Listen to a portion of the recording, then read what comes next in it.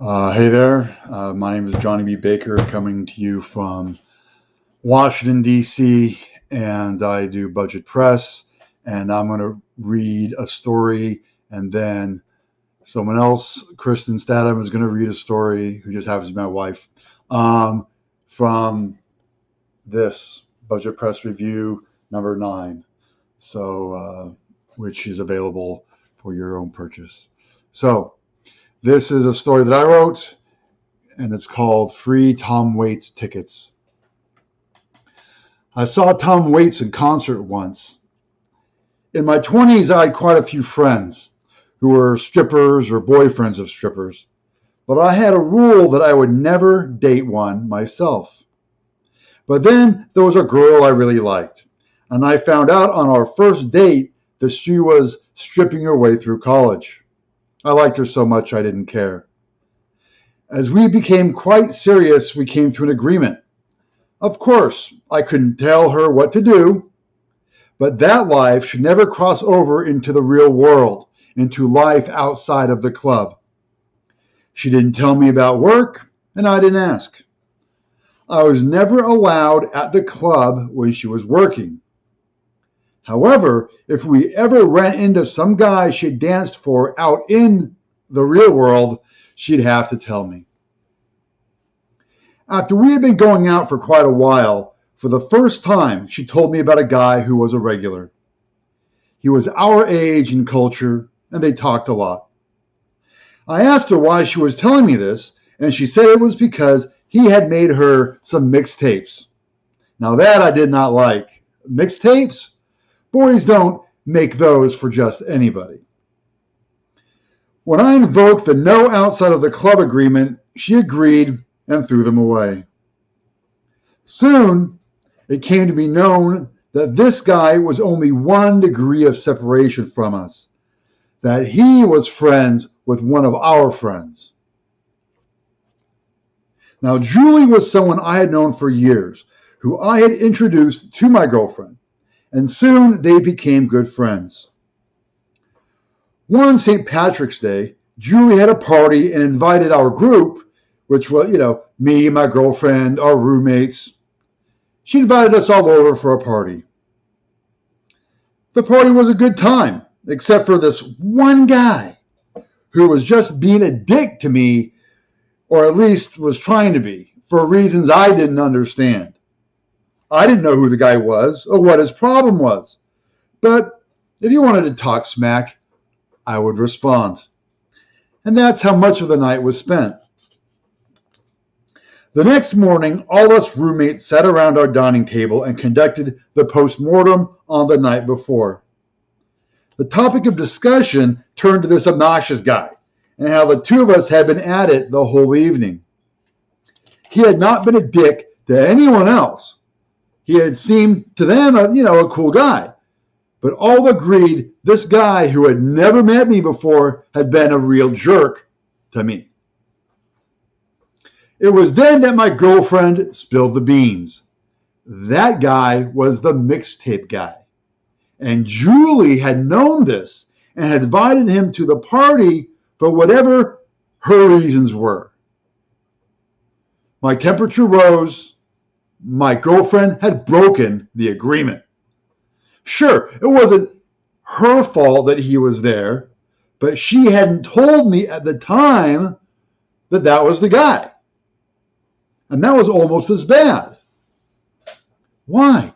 What is the big deal, she asked, even though she already knew the reason. I had to put up the whole night with this jerk.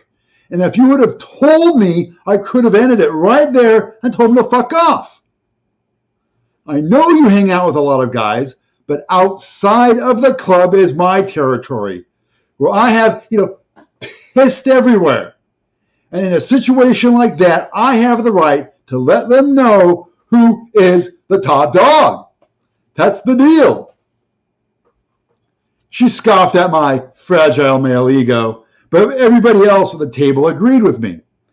Not only the guys, but the other stripper girlfriend of the house. Then the rules, and she had fucked up. She got up, walked into her bedroom, and came back out. Well, he asked me to a Tom Waits concert, but when I said no, he just gave me the tickets. She showed the tickets. So we have tickets to go see Tom Waits. Everybody agreed. That made everything okay. And I got to see Tom Waits for free. There were occasional benefits to having a stripper girlfriend. All right, now, Kristin.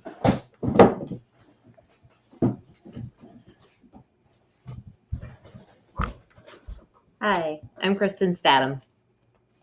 My story is summertime. I'm tired of being a grown-up. I'm tired of being in charge. I am tired of sitting at a desk next to my bed for 8 or 10 or 286 hours a day as the weeks, months, and seasons run together, and I try to figure out how to manage this project of life. Can we table the pandemic? Can we circle back to spring or early summer? Can we put a pin in these hot, stormy days and come back to them later when we are more prepared? I am not prepared. And lately, I feel like I'm running out of time. The other night, I realized I had not seen the moon in months. Months. I looked out the window and there it was, hanging low, fat and happy on the horizon, quietly rising beyond the fireworks that drew my gaze outside. Fireworks that had been exploding for months. The moon pulled me to the roof that I have only visited 3 or 4 times in so many months of lockdown.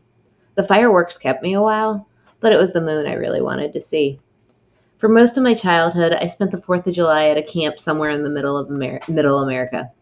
For most of my childhood, I attended camp the first week of the season because that was the cheapest week, the rainiest week, the week that most families went off on vacation.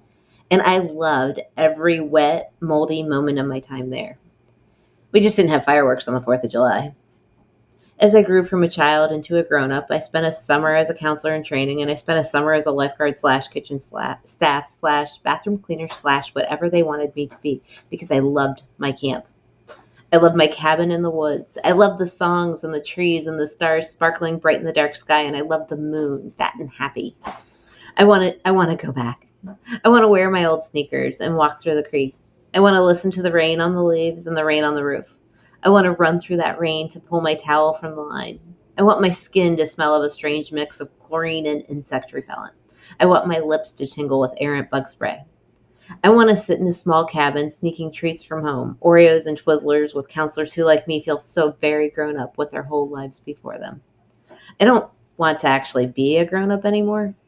I don't want to think about what's for dinner. I don't want to find recipes for things that use ingredients that we have or come up with a grocery list for ingredients that we might need when my husband goes to the grocery store because I cannot risk the exposure. I don't want to think about it night after night, week after week as I work at my desk with the chair that hurts my back. I want to eat whatever comes out of the camp kitchen.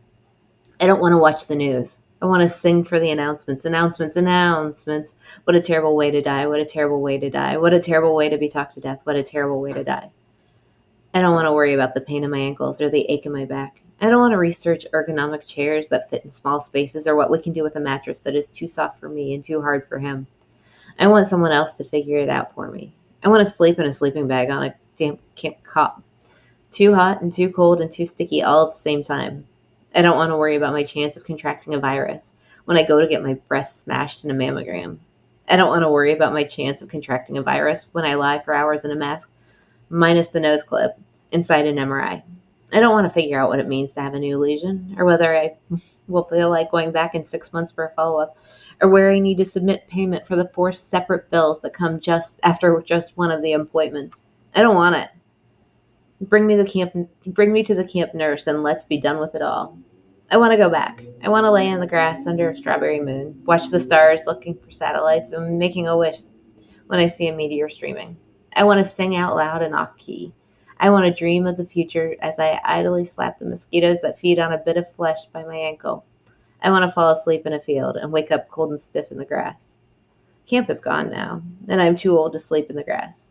The future has come. Half of my life is behind me. I still know the songs, though. I can still sing out loud and off key.